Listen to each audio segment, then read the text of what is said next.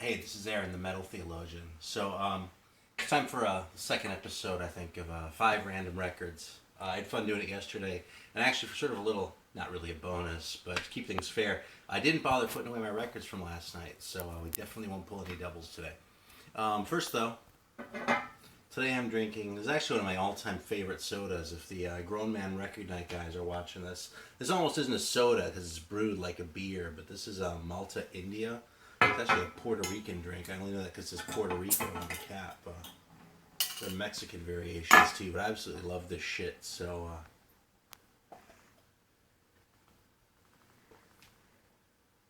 yeah, it's brewed and it has like a sweet, like molassesy taste and sort of mouthfeel, and it's pretty awesome. So, yeah. Anyway, so today, my producer, who actually prefers to be called Spencer, I should say. But Hello. filming. Instead of having him call out numbers like I did on the other one, I actually put them on little slips of paper, and each one is in here three times just by way of rules. So because obviously there's more than one record in each cube, right? And I would even dare say there's more than one good record in each cube. So I shouldn't really put these things in a top hat. But I don't own one, so I put them in a Hamburg instead. So I hope that doesn't offend anyone's sensibilities. So let's get started. There they are. And here we go. I'm going to pick the first one. Number 9. All right, let's see what we have behind door number 9 here. I think that's the first one I picked. All right, here we go. As random as possible.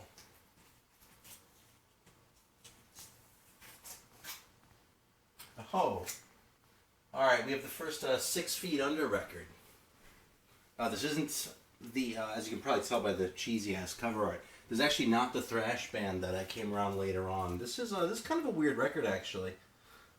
Could be in better shape. Has a cut corner too, but I found this in San Francisco a while ago, and I'm trying to look at the year because if I remember correctly, this is like '82 or something like that.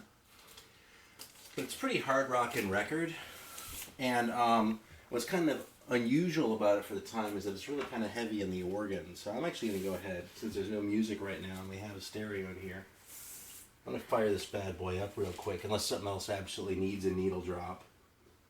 We'll just let this run in the background. 83.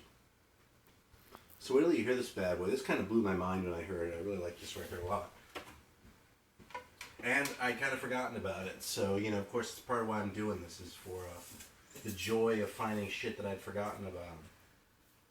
In fact, I'm going to go ahead and say this. One thing about the whole sort of vinyl community deal, a lot of people talk about how it's expanded their want lists and all sorts, so they see all sorts of new things they want to grab. And that aspect, that's definitely a part of it, and that's definitely part of the fun of it too, I'll admit. The last time I showed something that I got turned on to from this, vinyl community was just, 2 videos ago, really. But the other thing that it's done that I've really appreciated more is it's sort of driven me back deeper into my own collection. Because I go back and find things like this that I haven't pulled out in, years. They've kind of sat there and, I would never part with them, but I forget about them. So I go and find shit like that. So anyway, here we go.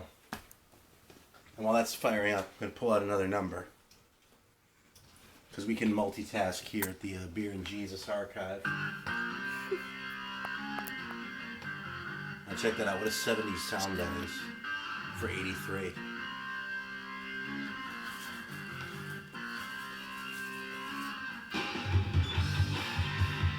But it's metal, It's not like they're aping Deep Purple. It's like, yeah, I'm pretty sure this band was Swedish. In case I didn't say that. So, another killer from Sweden, man. I'll turn it down a little to make sure I can be heard over this. But, alright, so that's number 7. Which is convenient because I don't have to get off my fat ass. It's right here. So let's see what we pull out from this one right here. Pretty sure those are my Aussie records. I hope I don't get an Aussie record. You've seen all those fuckers. What's this? Oh, this is a fucking killer actually. This is the very first Ostrogoth. I'm not the biggest Ostrogoth fan. I think Ecstasy and Danger is a good record, but I don't think it's great. Play it once in a while. I'm usually done after one side. But this EP is killer. Like, it only has 4 songs on it. There's the Mausoleum label for the Mausoleum fetishists, like Carino. But yeah, and of course the warning to beware of the full moon because you need that on your record. Yeah, but this thing is awesome. Fucking 4 songs that all kill. I almost wish they had just stuck with this and not carried on beyond that. Alright, what's next? The 6 Feet Under record is fucking good, isn't it? Shit, I grabbed like 3 of these. There we go. Alright, 2.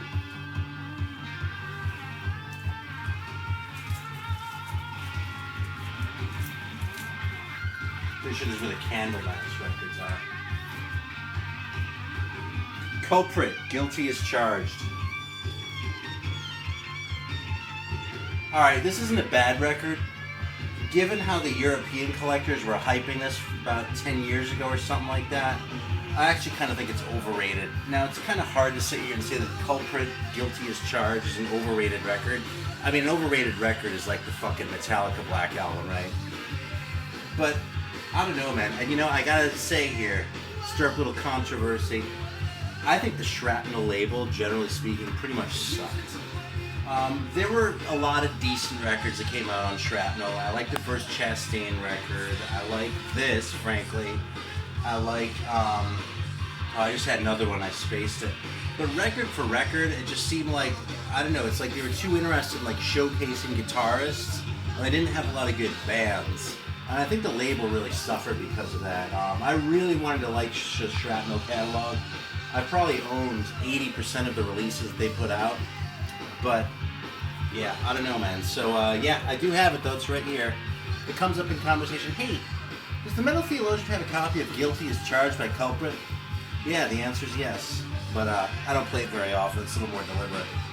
Anyway, next one. That's 3, right? It's hard because when I'm like pulling these things out, I can't use my fingers, and I lose count on my way to 5.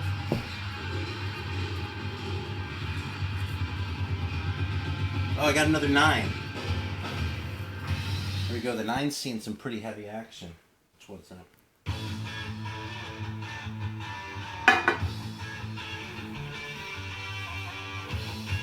Alright. So if you find, I'll go over towards the other end here. Yeah, this is good haul today. The Steel Warriors record. You know, it looks like it's gonna be fucking awesome, right? I mean, that's metal right there. I mean, Jesus. Although the first warning that this maybe isn't what you're hoping it's gonna be is the plural name, right? Metal bands have singular names. Punk bands have plural names. Now, this isn't punk. It is metal, and it looks like a really cool private press, but it really isn't that great. Where are these guys from? Somewhere in New York.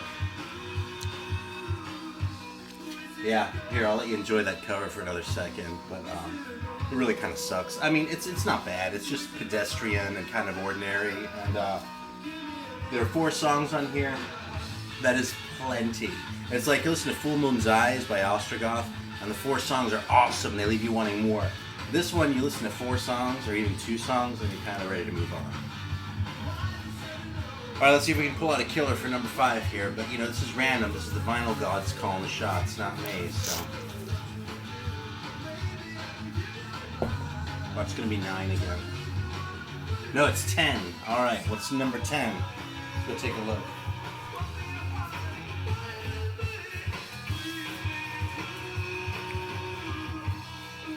What do we have? I don't know, towards the beginning or towards the end? Let's go right here. So we're ending on it up. There we go. Wildcat by the Tigers of Pantang. Of course, this is a great record. They've been talked about before, so I'm not going to go off too much. But yeah, this is awesome record. A lot of good songs. A little bit long for my taste. I think 8 songs probably would have been plenty instead of 10.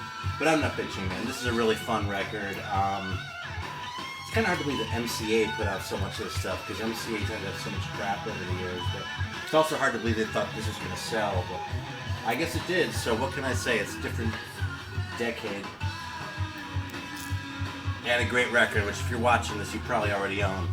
So, alright, that was 5 random records. Second episode. Hope you got a kick out of it and maybe turned you on to something new. I think I probably just talked about shit that sucked more, but hey, what the hell? It's the way it goes, right? Luck of the draw. Thanks a lot.